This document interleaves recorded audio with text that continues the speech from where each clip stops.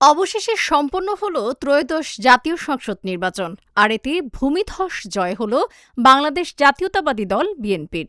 ঢাকার বাসিন্দাদের মতে সহিংসতার আশঙ্কা করলেও শেষ পর্যন্ত ভোট গ্রহণ ছিল শান্তিপূর্ণ ও সুশৃঙ্খল। আর এতে নতুন বাংলাদেশ নিয়ে জনমনে তৈরি হয়েছে আশা প্রত্যাশার নতুন দুয়ার। তা পাবো কিনা জানি না।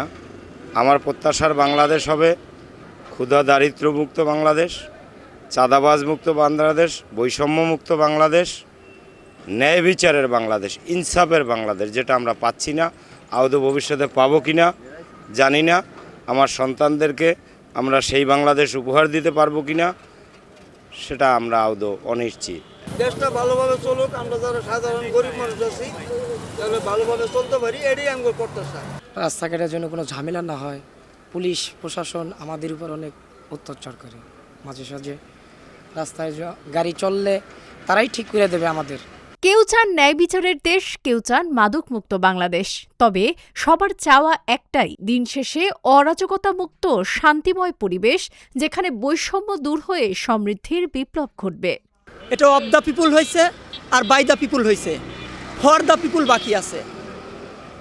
এই জনগণের জন্য যে নির্বাচন, জনগণ যে কি চায়, তাদের কি কাম্য বস্তু, এই বিষয়টার নির্বাচন এখনও এই রাষ্ট্রে হয়নি।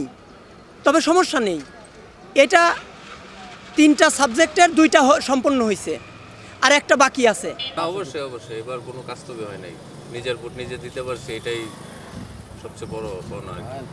আমি যেহেতু একজন রিক্সা চালক, আমি খুব happy, I am so happy, কারণ আমাদের যে একটা প্রত্যাশা ছিল তারেক রহমান আমাদের চেয়ারপারসন হবে। ভোট গ্রহণের এই শান্তিপূর্ণ সফলতা প্রমাণ করেছে বাংলাদেশের মানুষ চাইলেই একত্রে সুশৃঙ্খল দেশ গঠন করা সম্ভব। এখন সময় বলে দিবে আগামীর বাংলাদেশে জনগণের এই নতুন আশা আকাঙ্ক্ষা কতটা পূরণ হবে।